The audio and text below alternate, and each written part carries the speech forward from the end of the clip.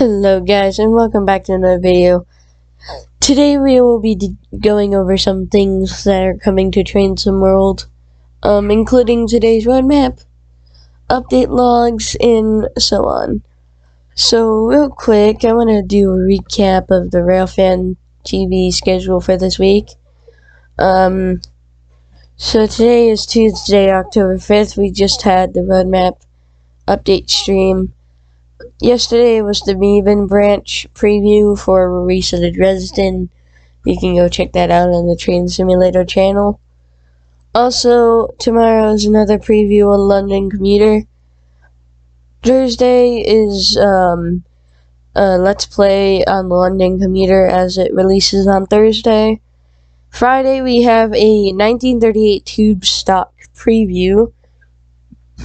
So, yeah. Now let's go over some things for London Commuter. It has 6 scenarios. It has a total of 1,425 and a total of 4,000 AI and playable services. Basically, that's the total.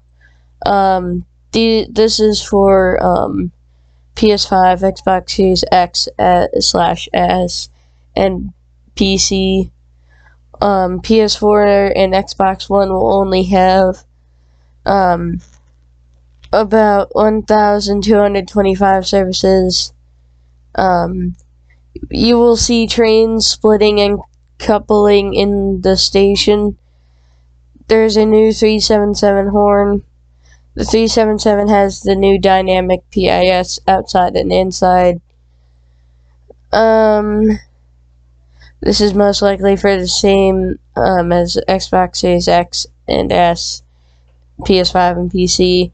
There is a chance you will see the Class 43 passing Clapham Junction, not included in release.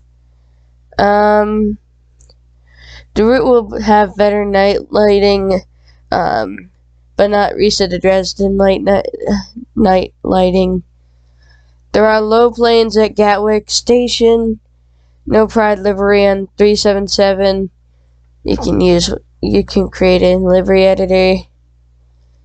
The 377 from Brighton Main Line won't be on East Coast Way. Adam's team will have a look to change the Class 377 on East Coast Way and change it with the 377 from Brighton Main Line. And you'll hear a sound difference between AC and DC on the Class 387. There will be an 377 for Southeastern High Speed and Southern Livery. And now we're on to some photos. The Class 08 or 09 is just for static scenery. Services coupling, a plane, and that's it. Real quick, let's go over this for West Cornwall local. As it is right now, there are 61 services for the Class 150 and 6 for the Class 37, but this can change. Here is the first picture of the DB187. Let me open it real quick. I couldn't open it right now, so I'll do it in a little bit. This is the Meven branch stuff. This adds 9 more kilometers to Reset at Dresden and adds 4 more stations. The MRC 182, the DB 155 are now available on Reset at Dresden. BR 182 isn't available anymore due to some problems. Console crashes aren't fixed yet. There are some improvements made on that. PIS both trains and stations are now fixed. More freight services. There are 120 now. 40% will go via the main line and 60% will go via the avoiding line. The S1's rush hour services are added, which adds 20 more services. This branch is right by Coswig. Coswig is right down there. You can come up, and then the branch is right here. And yeah. Now let's move on to the update log. Today we are bringing an update for Train Simulator 2, which brings with it the eagerly anticipated Meeson extension in preparation for London commuter. And yeah, we are aware of PS4 users not seeing Meeson and Boston changes post update. We're investigating and we'll let you know when we have an update. Core fixes, we have the livery editor fix finally for PS4. So rail fanning videos will be back up and running for Train Simulator here shortly.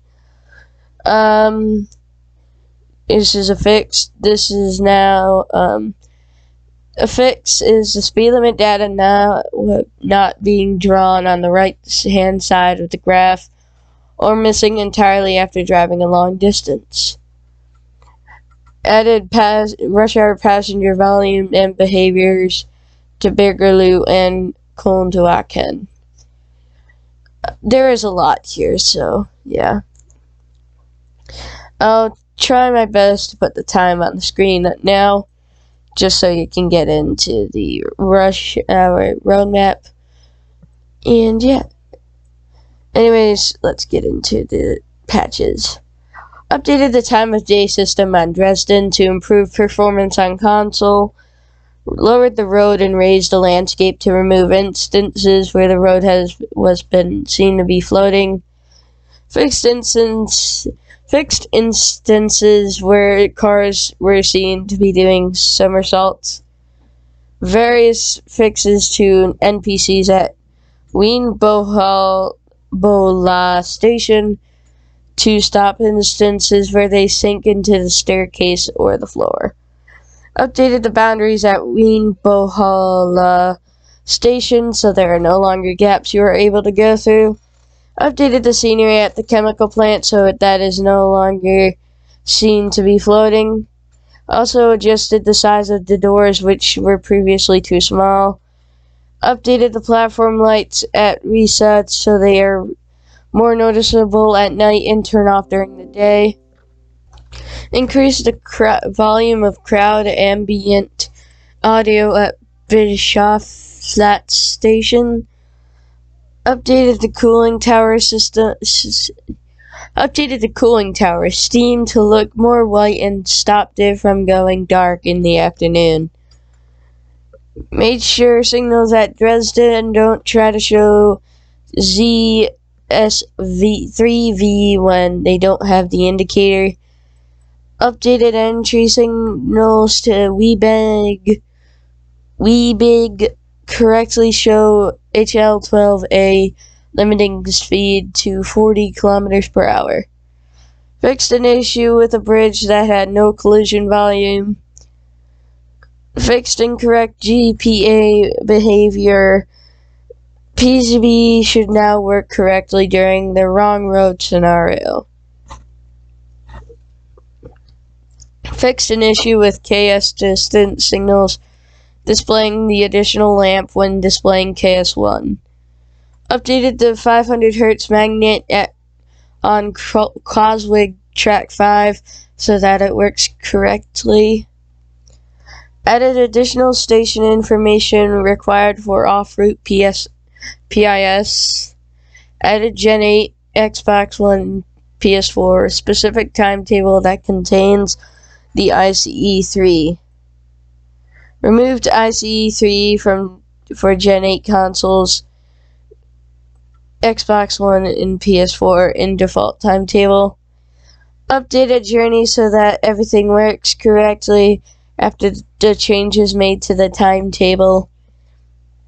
Renamed SGGMRSSS formations in the scenario designer so that they are now correct. Enabled substitution on MRC BR185 and DBBR 363 formations and scenarios. Updated the misordering of the instruction eastbound services so that they now shows as stop at load go via around the P-Shen area. Made various updates to the Dresden timetable. Added the DVBR 155 and MRC 182. Joined up Meson services so they run the full length as playable. Added additional S1 services, S-Bond services added to rush hour. Added additional freight services added throughout the day. Fixed destinations for a large quantity of trains, PIS. Fixed freight trains so they have end-of-board train boards. Fixed all service titles, descriptions, and mapping information in the interface. Updated routing of several services to improve flow, and make it more natural. Improved all passenger services to have an additional 1 minute load time so the player has more time to complete setup. Updated all flip states to ensure trains are all facing the right way and journey works correctly. Improved start positions at Grassenhain to prevent trains from hanging out. Fixed Zacken's wagons from teleporting back to their original start point positions if you spawn in after their work is completed. Updated the final endpoint of IC services in Dresden so the train is more comfortably in the platform. Updated the NPCs embark/disembark at Wienbola Station. Updated the bridge near Dresden so that you no longer get stuck underneath. Improved the tutorial for the DB363 so that you can still complete the objective even if you hold down the throttle. BR146 AI services should have wipers on when rain is present. Fixed instances where PCB acknowledge and CFA pedal triggered on the gamepad while safety systems were switched off. Fixed instances where the PCB acknowledge and CFA pedal triggered on the gamepad. That's the same thing. Corrected AFB holding brake to come off at 10 kilonodes total on the DB146. Fixed minor braking issues involving the hold brake being harder than necessary to get off DBBR146. For the Talent 2, they updated the PIS so it is more visible when coming in from longer distances. They fixed the PCB acknowledged being triggered in a rare case after PCB was turned off. Improved seat meshes and fixed traction lock icon on the MDTD screen from using consist info to using data for car. For the DB cab car, trapdoors between coaches when coming in from a distance are down properly and connected. Updated views so PIS displays are visible when coming in from a long distance. Having wagons, removed unnecessary materials. Zacken's updated length and other physical parameters to prevent overlapping and coupling issues. For the 363, they updated the ladder to use the passenger environment so that the climbing up doesn't try and take over the rear control of the loco. Updated the PCB cut-in valve to use the correct direction. And improved how gamepad works with PCB acknowledgement. For the 185, they fixed the pantograph not set correctly when coming in from a distance. They fixed overcharging braking issues. On release the brake, it will return to the original pressure before application, making brakes less liable to sticking on. They updated rate at which PN mode can apply the brakes. making them less likely to stick on. Updated AFB holding brake to come off at 10 kilonodes. Fixed minor braking issues involving the holding brake being harder than necessary to get off. Updated external shunting cameras so they use the new head-out camera settings. Fixed PCB acknowledge being triggered in rare case when it was turned off. Various issues related to ELPL switch and EQ indication. Brake pressure indicator will now read brake pressure instead of incorrect EQ pressure. For the 143, the eBeula screen is now not red. CIFA light now comes on in the cab. CIFA alarm now audible outside the cab. For the DB cab car, they updated PIS functionality to include coaches update display on start of play session. And one more thing for the 143, they updated functionality to fix PIS issues. For Boston Sprinter, they improved the Chinese localization for the F40 PH-3C in the timetable. Improved aspects of Herbanville and read interlockings when switching tracks. Updated the cab lights in the F40 PH-3C so that it's no longer too dark in the tunnel during the intro. Fixed display boards at Stoughton so that they work correctly. Updated the signal aspect for Thatcher distance and Borough home to be approach so that they now match how they are programmed in real life.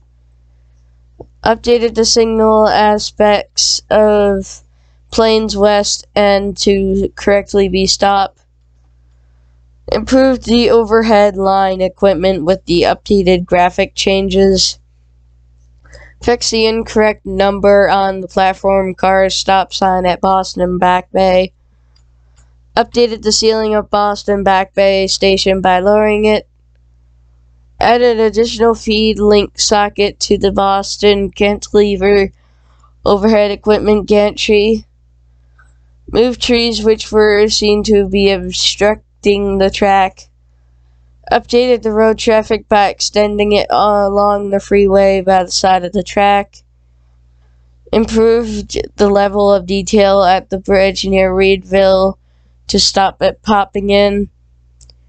Extend the boundary and the out of bounds area so that you are now able to complete the marching in scenario. Various minor improvements to the scenery and night lighting. Fixed the character diorama which was shown to be spawning in twice in the same location.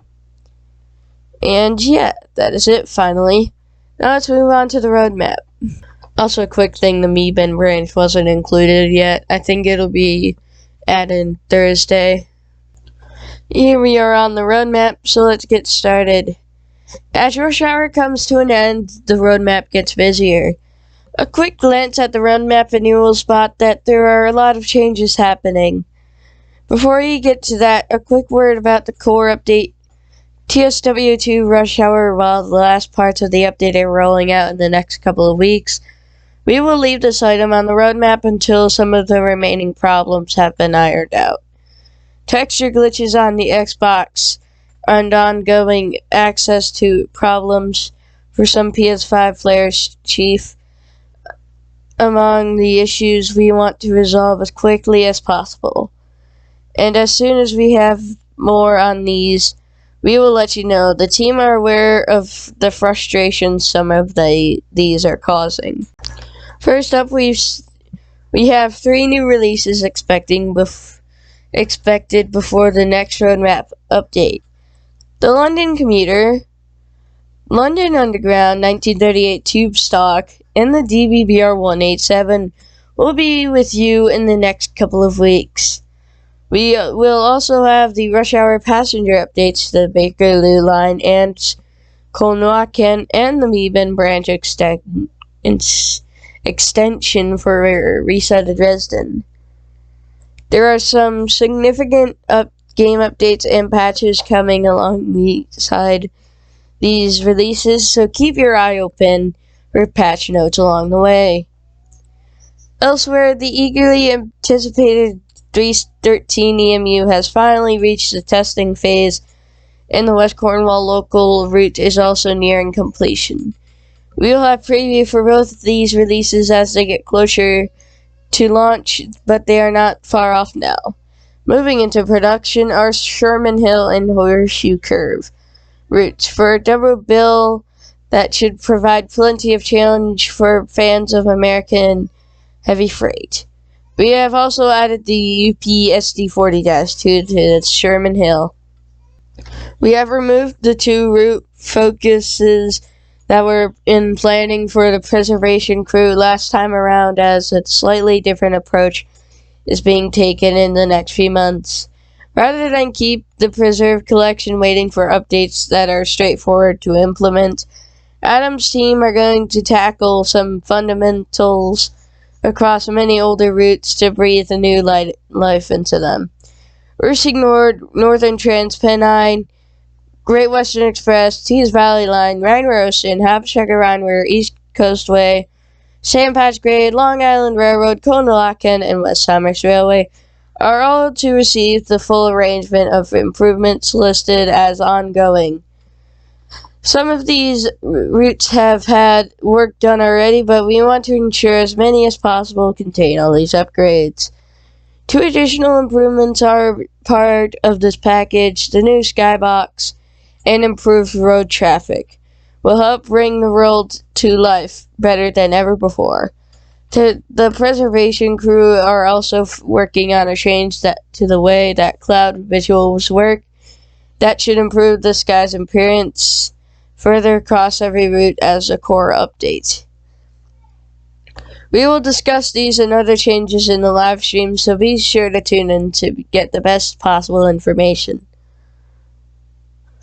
Next arrival is the Meben branch for Reset of Dresden, the 1938 tube stock, the DB187, Brighton Main Line, Rush Hour Passenger System for Bakerloo and Colne-Laken.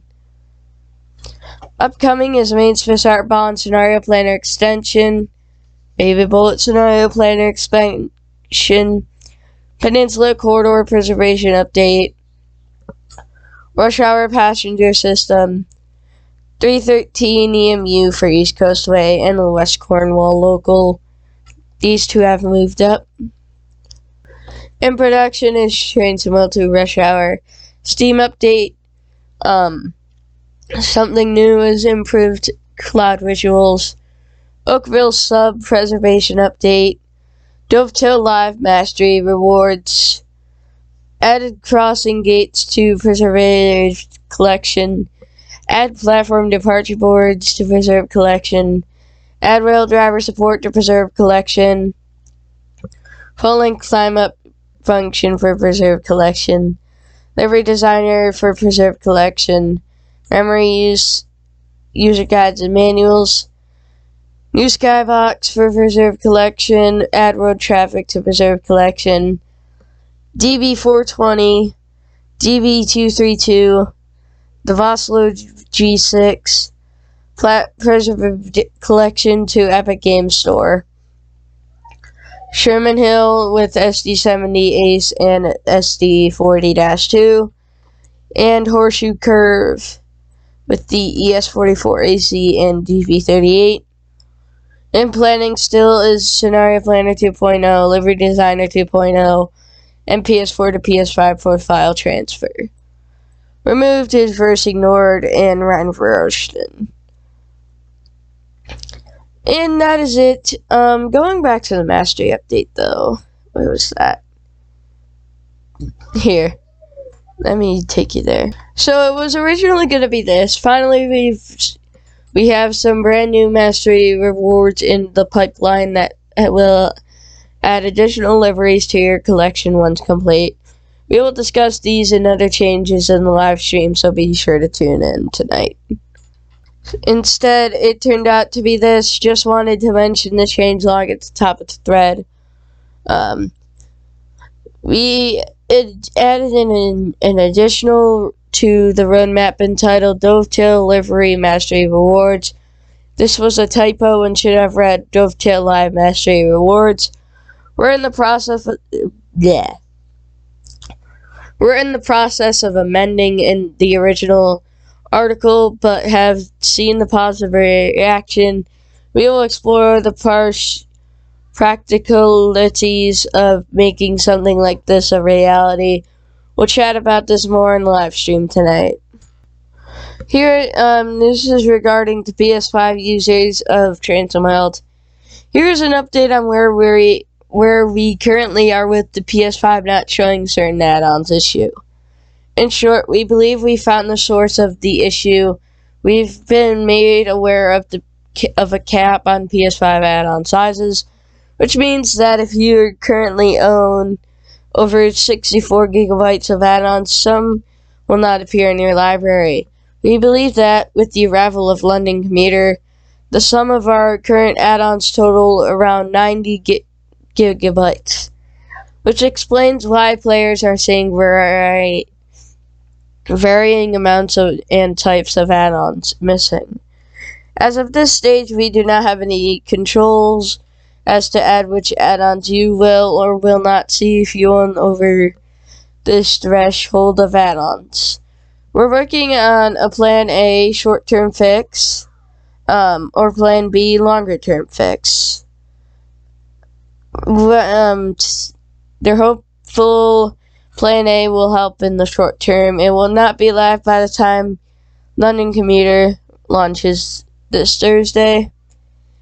Because this is a per-player issue, we have some workaround steps below you need to take if you are currently missing add-ons or are concerned that London Commuter will not show in your library. Check on your console how much space your add-ons, not the core game, currently take up. If it's over or approaching 64 gigabytes, consider uninstalling add-ons which you currently don't play. When a fix is live, you'll be able to re-download them. When new content is available, check the download size to make sure your total does not exceed 64 gigabytes and download it as you would normally. We appreciate this is far from ideal, but we hope this means at a minimum that you can enjoy any new content coming to Transom Health 2 that you are interested. We thank you for your continued patience while we work on this complex issue, and we'll let you know when we have either shorter term or longer term solutions. Anyways, that is it for this video. I hope you guys enjoyed. If you did, make sure to give this video a like, along with maybe subscribing to the channel. If you do, you'll become part of the awesome squad and first 1,000 subscribers club. Also, if you don't want to miss out on a future upload, make sure to turn on post notifications to be notified of a future post. Anyways, I will see you guys in the next one. Take care.